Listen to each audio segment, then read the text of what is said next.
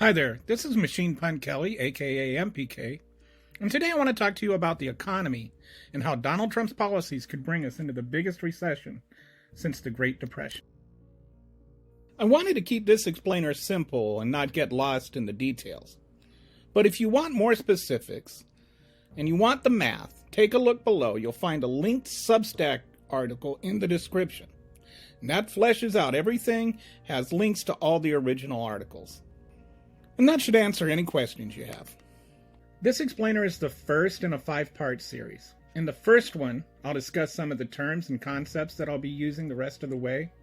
In the second, I'll cover the effect of Trump's tariffs. In the third, I'll talk about the impact of mass deportations. In the fourth, we'll look at what austerity will do to the economy. And finally, we'll look at how these four things can combine to compound the negative effects of the recession. So now, let's get going. The first term is gross domestic product, or GDP. You've probably heard this term, but you might not know how it's determined. And that can be very helpful in understanding the reason economists are concerned about a looming financial disaster.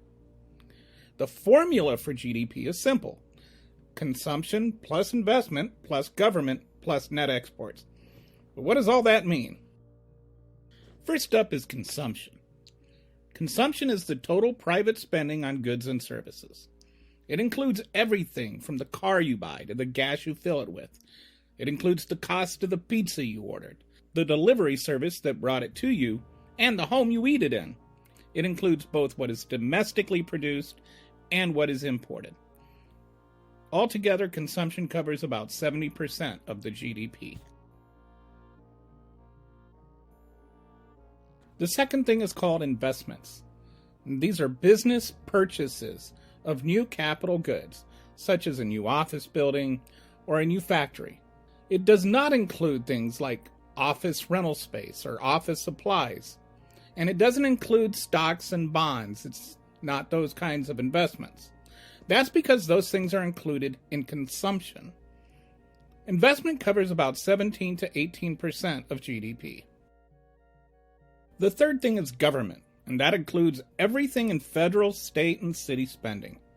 It includes the military and the FBI, but it also includes your public school gym teacher and the local library.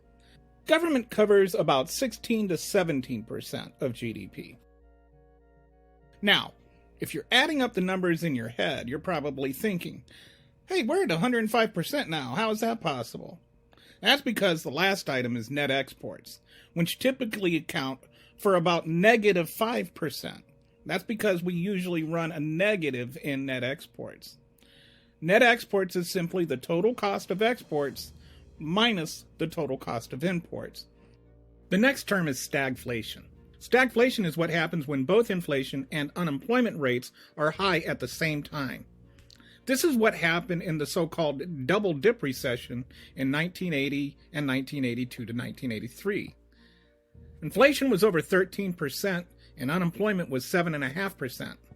The problem with stagflation is that when inflation is high, the best thing to do is raise the interest rates to reduce investments.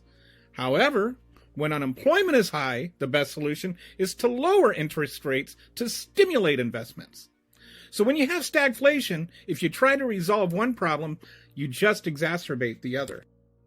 The next term we want to look at is automatic stabilizers. In simple terms, automatic stabilizers are policies and programs which protect the economy from wild fluctuations. The more academic answer is that automatic stabilizers are built-in features of the tax and transfer systems that automatically adjust to economic conditions without requiring new legislation or policy decisions. Examples include tax systems and transfer payments. Tax systems are stabilizers because of progressive taxes, where tax rates increase with income. This means they automatically generate more tax revenue during economic booms and less during recessions.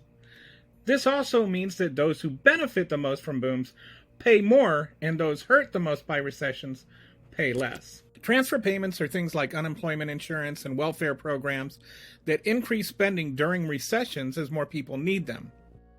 These things are important because they mean, for example, that if Joe loses his job, it doesn't mean he will lose his house because his unemployment insurance covers his mortgage. When the economy starts to recover and Joe gets a new job, he doesn't need that unemployment anymore. Stabilizers don't just protect poor people. They protect the economy. Data from the IMF shows automatic stabilizers can reduce output volatility, or fluctuations in the GDP, by up to 20% in advanced economies. So they're a buffer for everyone, not just the poor. Heading into a recession without stabilizers is like having a tightrope walker do their thing with an anvil tied to their balancing pole. Our next term is multiplier. If you buy one unfixed male and female rabbit, you don't just have two rabbits.